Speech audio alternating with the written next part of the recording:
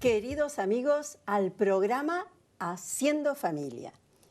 Bueno, el tema del que vamos a hablar hoy es de la encíclica Laudato Si. Una encíclica que tiene mucho de actual, mucho para trabajar, porque en ella se tocan temas importantísimos para el mundo hoy. Y hemos invitado, para hablar sobre este tema, a la doctora María Paola Scaracini del Bosco, doctora en Filosofía y miembro de número de la Academia Nacional de Educación. Bienvenida, Paola, al programa. Bueno, tú te graduaste en Filosofía en la Facultad de Filosofía y Letras de la Universidad degli Studi La Sapienza de Roma. ¿Qué tal?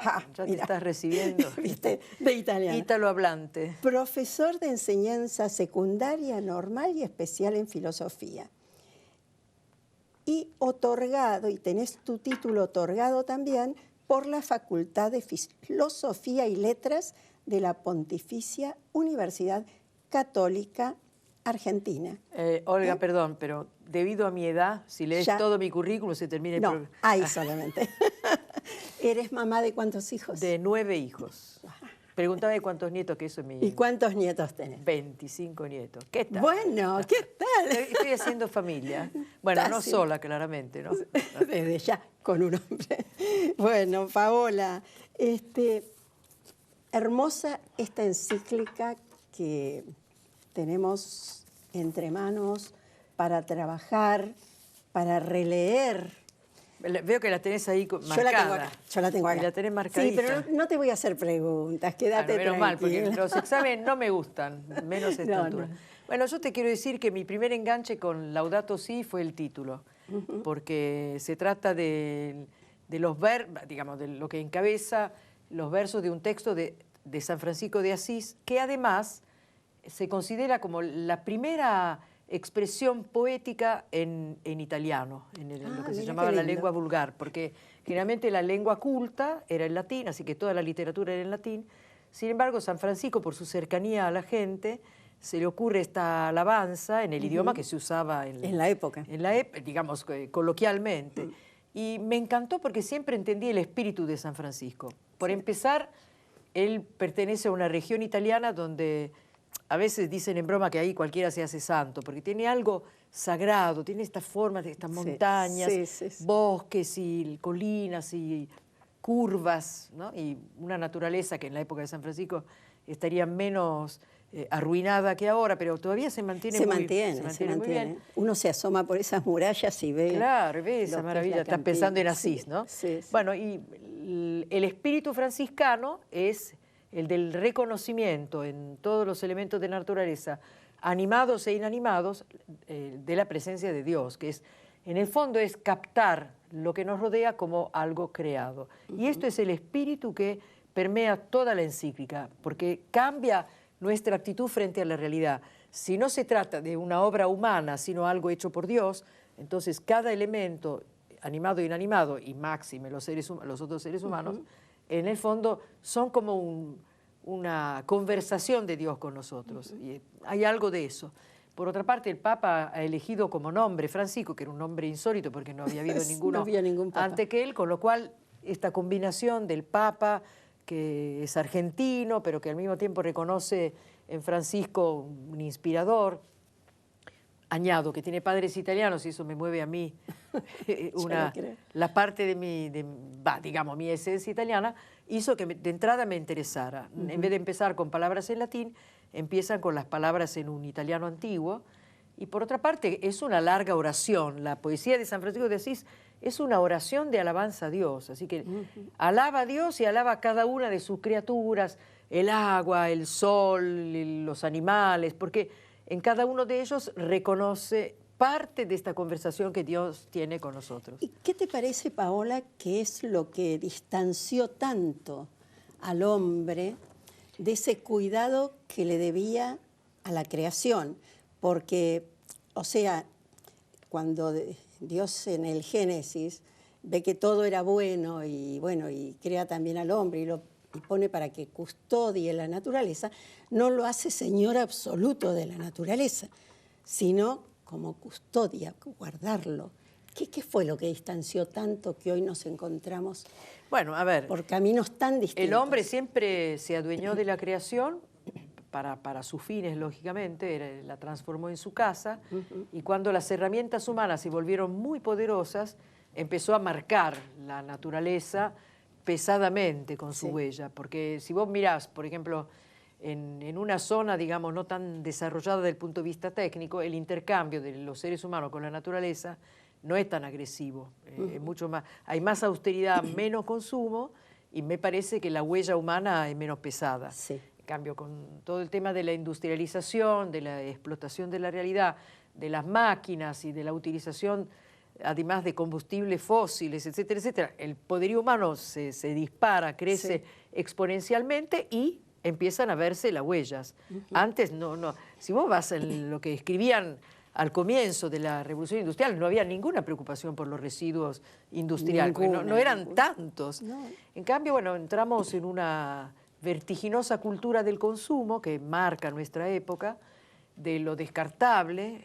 Yo, como soy italiana y nosotros guardamos todo, entonces no soy de la cultura de los vasos de papel. Que todo se tira. Claro, al revés. Cuando mis hijos eran chiquitos compraban unos vasitos duraderos, de plástico, pero firme, ¿no? Que todavía me quedan algunos ahí. Me acuerdo una vez para los nietos. Sí, tuve que renovar, te diría, la batería bastantes veces. Pero quiero decir, hay una cultura de que ¿por qué lavar platos? Se compran y se tiran.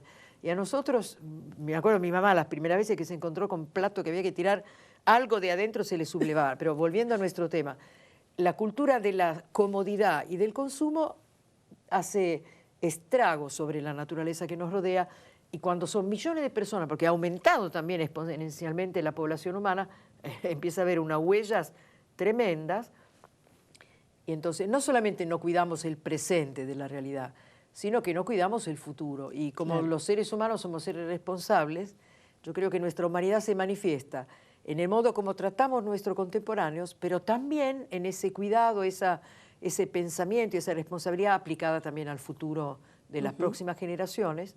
Cuando uno tiene hijos, piensa en sus nietos, bisnietos, qué sé yo, descendientes eventuales, y no querés que hereden un mundo horrible. Es más, yo alguna vez, cuando visitábamos también con mis hijos chiquitos a mis padres en Italia, fuimos al sur de Italia y sé que hay unas flores cuyo perfume lo tengo muy presente. Parece que el olfato es uno de los sentidos más primitivos, ¿no? Y fui con ellos para olerlas y ya no tenían el mismo olor porque se habían contaminado. Algo así, ¿entendés? Yo debe haber cambiado, pero ese perfume yo lo conocía, ¿no? Sí. Así que y bueno, son un tipo de retama, no me salía el nombre, un tipo de retama distintas a la de Bariloche. Son sobre una rama muy delgada, así un perfume muy intenso, como a miel. Tiene un toque especial. Dulzón especial. Es una cosa especial que no está más, apenas poniéndolo casi dentro de la... Y eso es efecto de la contaminación, ¿no? Claro, sí, estamos... A ver si el director nos pone en pantalla porque trajiste algo. Una pequeña ayuda. Sí, acá estas ideas son sacadas del texto de Francisco. Algunas actitudes, inclusive algunas apoyaturas filosóficas que hay detrás de actitudes humanas. Por ejemplo, este paradigma tecnocrático, como lo llama Francisco, la naturaleza se la considera simplemente un material que tiene que ser manipulado, que puede ser manipulado a piacere, hasta que se acabe la necesidad humana.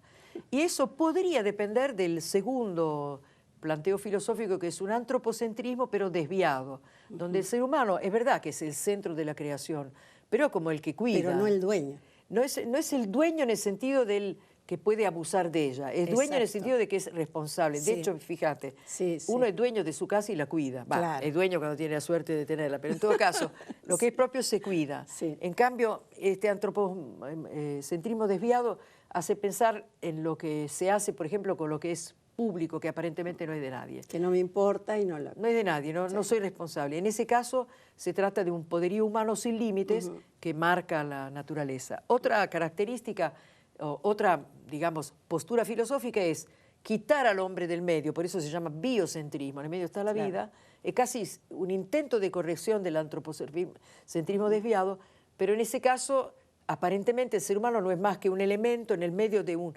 fluir vital, y entonces, francamente, no hay responsabilidad nuestra, porque, digamos, si yo, en todo caso, me autodestruiré o la vida me destruirá, pero el biocentrismo da la ilusión que se corrige lo anterior, pero en el fondo vuelve más fatalista al ser humano, porque como se siente parte de un flujo que va más allá de sí, que no es, de lo cual no es responsable, entonces, bueno, no interviene. Por eso el Papa subraya que es más peligroso. A la luz de un determinismo, perdemos más responsabilidad. Sí. Después hay otra actitud que, si querés, subyace todas estas, que es, bueno, qué sé yo, hay cosas que le gustan a algunos, otras que le parecen buenas a otros. No hay una verdad de la realidad. Todo es relativo. Todo es relativo, entonces, qué sé yo, a las sociedades industriales o postindustriales le parece bien el consumismo y a las que son más atrasadas no, pero no hay un criterio común. Frente a todo eso, la actitud que me parece que es la que inspira y es la que elige lógicamente Francisco para darle, digamos, un sustento filosófico a Laudato Si, es ver a la realidad como creación. Exacto. Si es creación, está llena de la bondad y de la inteligencia de Dios, en el sentido que cada cosa tiene sentido. Nosotros tenemos sentido, pero también la naturaleza inanimada, la naturaleza vegetal y animal, tiene sentido. Y poco a poco hemos aprendido. Fíjate lo que te voy a decir, que frente al relativismo axiológico y gnoseológico, lo que empieza a sobresalir es el valor de los animales y de la naturaleza. Eso va más allá de la diferencia. Curiosamente. Sí, sí, es rarísimo. Es rarísimo. Es decir, que esta idea de la ecología, qué sé yo, parecería ser como un lenguaje que podría universalizarse, que es quizás el más cercano a ser universalizado, que si querés es la versión laica de creer que el mundo es creación. Están pegados, es el costado del creyente y el costado del no creyente, pero que ven en la naturaleza algo valioso y significativo. Eso puede unirnos. Juan Pablo II ya había captado la idea, por eso empezó a hablar de ecología humana, porque dijo, la palabra ecología es la que porque nos de pronto, une, es un lenguaje común. ¿no? De pronto matamos a los chiquitos, defendemos a los animales. Bueno, eso sería la incongruencia. Entonces, si entendemos lo ecológico, pensaba Juan Pablo II, entonces apliquémoselo también al hombre, porque ahí vamos a tener un lenguaje conocido. Común. El Papa Francisco subraya que él está buscando un diálogo con nosotros. Lo subraya mucho. Mucho. Y fíjate que la palabra diálogo, bueno, nosotros estamos acostumbrados a usarla, pero como yo estudié filosofía... Explícala un poquito. Claro, yo amo las etimologías porque son parte del aprendizaje filosófico. La palabra diálogo es una palabra de origen griego. Dia quiere decir entre medio y logos puede querer decir 4 o 5 cosas distintas. Puede decir palabra entre dos. Puede querer decir razón, logos también es razón, por eso se dice lógico, ilógico. Razón entre dos, empezás a razonar. También puede querer decir nexo entre dos, porque legein, además de querer decir y leer, también quiere decir conectar, que por otra parte, como los griegos son muy conceptuales, cuando vos lees, conectás las palabras entre sí hasta que le salga un logos, la palabra entera y un sentido, ¿no? Sí. Así que dialogar significa, en el fondo, no solamente transmitirnos palabras, sino captar el sentido de algo, no lo dije, un sentido racional y por lo tanto que se puede compartir, y también conectarnos unos a otros. Así que Laudato Si propone que este cuidado de la naturaleza sea una manera distinta de ligarnos a la naturaleza y de conectarnos entre nosotros. Porque el Papa subraya que toda forma de aprovechamiento indebido, de explotación, no es solamente una cuestión económica, sino que es sobre todo y eminentemente una cuestión social. Cuando hay explotación, hay fabricación de excluidos, pobres y de hecho carentes. Se ve, ¿no? Se ve, es muy evidente. ¿no? Y me parece que es uno de los méritos de la encíclica. En las grandes devastaciones de los bosques, de las selvas, cómo ves a la vez eso no soluciona el tema económico, sino hay más excluidos. Lo soluciona para algunos y crea esta separación más amplia todavía entre los que no tienen nada y hasta carecen de los pocos medios que antes tenían a su alcance. Tenemos que trabajar un montón, porque tampoco se puede volver atrás. Qué sé yo, en los años 60 el movimiento hippie quería eso, estaba harto del establishment y dijo, saludos, volvemos a cultivar la tierra, qué sé yo. no cultivaban solamente vegetales comestibles, sino también algún que otro honguito y hierbas. Para volar un poquito. Para volar un poco, pero era un poco darle la espalda. Creo que la propuesta de Laudato Si va por otro lado, que es comprometernos. Cuidar significa en el fondo pensar en lo que necesita el otro, ocuparse de lo que necesita el otro, poniendo su capacidad intelectual y empática al servicio de los demás, ¿no? Sí, el Papa nos llama mucho también, ¿no es cierto?, a no estar balconeando, ¿no? A no mirar desde arriba lo que está pasando a nuestros hermanos. Y eso es una realidad que la podemos palpar en el día a día, inclusive en nuestro país, ¿no? Si uno sale de pronto a la noche o por ahí volvés tarde de noche, ¿cuánta gente que uno ve durmiendo? Sí, que duerme ahí en las veredas cerca de... Y es doloroso, ¿no? Sí, muy doloroso. Antes no se veía, sinceramente antes no se veía. Debe ser un fenómeno muy complejo, porque no solamente la pobreza, sino también la soledad y el abandono, ¿no? Sí. El Papa habla mucho contra la cultura del descarte. Sí.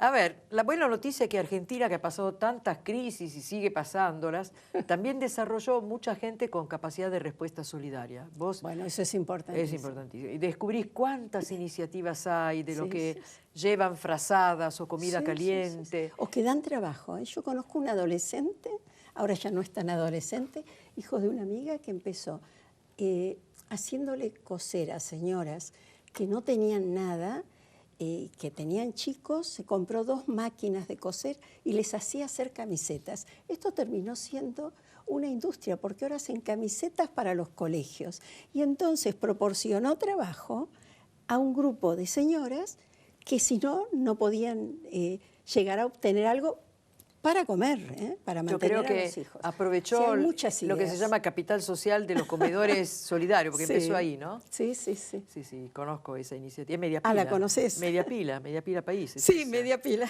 correcto. Sí.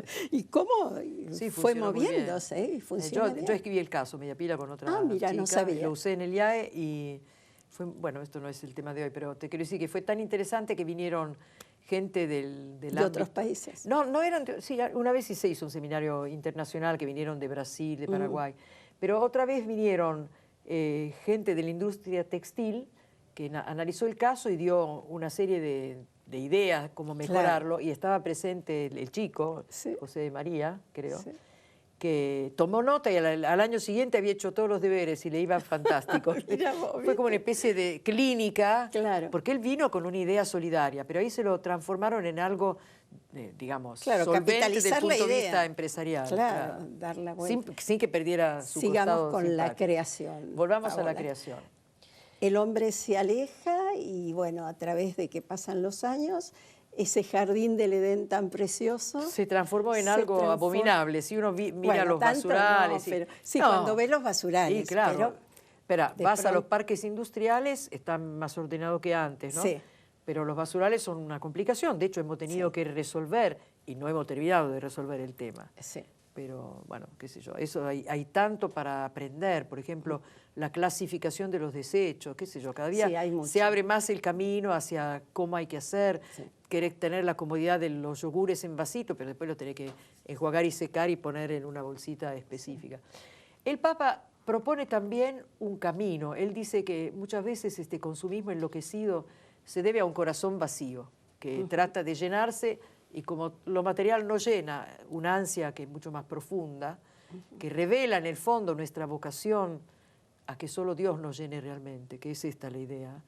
Entonces, él piensa que hay un camino, ¿no? En este mundo que ha perdido de vista la verdad, que parece que ya nadie cree que es posible coincidir, así que tampoco queremos tanto en el diálogo. Entonces, él dice que un camino de vuelta para la verdad y para el bien es la belleza. La belleza como un lenguaje universal, porque todos estamos sedientos de belleza. Y la hay producida por el hombre, pero la hay en la naturaleza, ofrecida de una manera tan abundante y sin segundas intenciones, ¿no? Una belleza que está ahí simplemente al alcance de la mano. Al alcance de la mano, para que la disfrutemos, empezando por el cielo, los atardeceres, o al revés, el nacimiento del sol, las estrellas y los planetas que uno llega a ver, finalmente los árboles, Me acuerdo que cuando mi mamá venía a la Argentina se asombraba porque en otoño hay muchos árboles florecidos.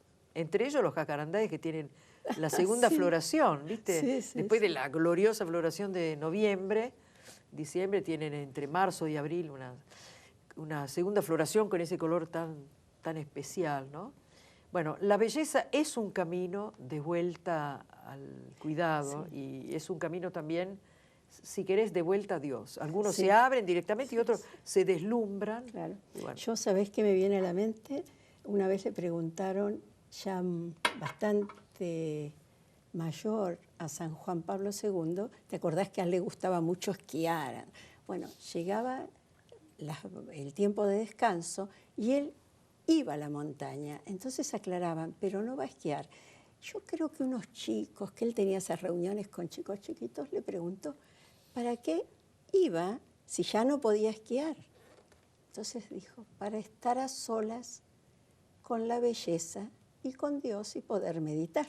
¿Cierto? Mira, a lo que nos lleva la belleza. Sí, es así.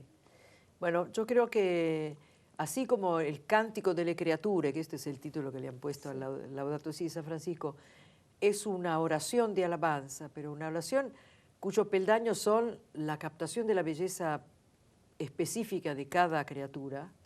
Bueno, en Laudato Si el Papa nos propone algo parecido, el respeto, el uso cuidadoso y por lo tanto el respeto de la naturaleza y también de los demás seres humanos, en el fondo son el único camino posible para no destruirlo y el único camino de manifestación plena de nuestra humanidad, porque el maltrato, el aprovechamiento, el descuido, al que los produce, también lo deshumanizan. Cuando vos ves desechar y maltratar, explotar, las personas que producen ese efecto negativo sobre la naturaleza, también se ven como empobrecidas en la manifestación de su humanidad.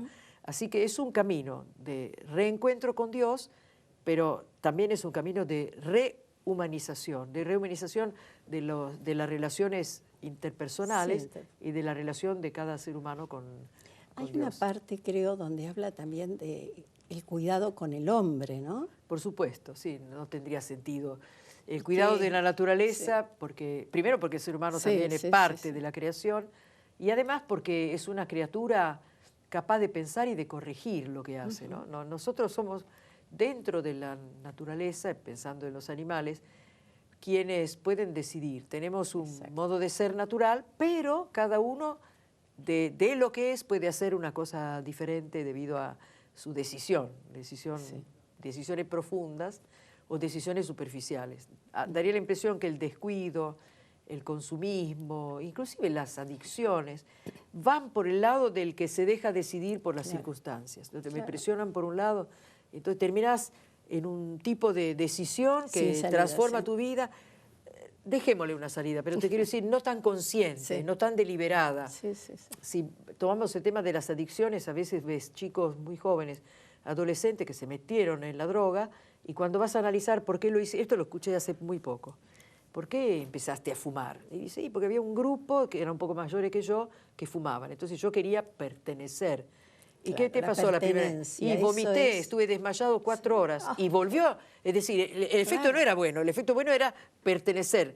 Lo pagó con su propia salud y fue preso, qué sé yo. Ahora rescata chicos de la adicción. Pero el comienzo fue por esta presión, poca conciencia personal, poca autonomía y la presión del entorno. Y otras decisiones destructivas son también por eso sucede, van hacia la autodestrucción. A ver, entonces vos decís, si la encíclica propone el cuidado de las personas, sí, por supuesto. Están en el centro de la creación, como, bueno, Dios quiso que fuéramos hechos a imagen de Él, así que respetar a Dios y amar a Dios, como no lo vemos, lo amamos y lo respetamos en cada persona concreta con la que tenemos que habernos en la vida, ¿no? Exacto. ¿Y cómo especifica ese cuidado? ¿En qué consiste el cuidado? Claro, ¿en qué consiste el cuidado? Yo fui a buscar qué significa la palabra cuidado, porque en italiano no existe, te cuento. Y descubrí que viene de cogitatum, que viene de pensar. Cuidar significa pensar en el otro. Quiere decir que yo me ocupo de descubrir qué le hace bien, qué le hace verdaderamente bien, ¿no? Sí. No lo que me lo hace amigo. Y bueno, ese cuidado significa, en el fondo la palabra mejor para definir cómo es el cuidado de la persona es amor. El amor es la mejor palabra para definir. Que unifica. ¿No? Sí. Que es específico en todo tipo de relación, pero el cuidado hacia el otro siempre es una forma de amarlo. Un poco la encíclica quiere esto, quiere cambiar la cultura donde existen ya, sabe que existen ya fermentos, en el fondo combinarlos entre sí para que sea un modo diferente y pueda crear un mundo que sea verdaderamente una casa común. Porque estamos, si uno mira desde lejos la Tierra, como se ve en la primera imagen que mostramos, no sé cómo decir, es un puntito en un espacio infinito. Sí. Llevarnos mal en esta cosa tan pequeña sería un despropósito. Sí. Pertenecemos. Entonces, cuidarnos entre nosotros significa hacer posible no solamente la vida del presente, sino también la vida de las futuras generaciones, ¿no? Cuidar a las futuras generaciones y sobre todo a los niños, ¿no? Paola, ¿viste qué cortito? Ya se nos fue el programa. Bueno, me quiero ir con las palabras de la oración que está al final de la encíclica. Dios de amor, muéstranos nuestro lugar en este mundo como instrumentos de tu cariño por todos los seres de la tierra. Creo que con esas palabras está dicho hacia dónde tenemos que ir. Muchas gracias, Paola. Muchas gracias, queridos amigos, por darnos su tiempo y acompañarnos como siempre.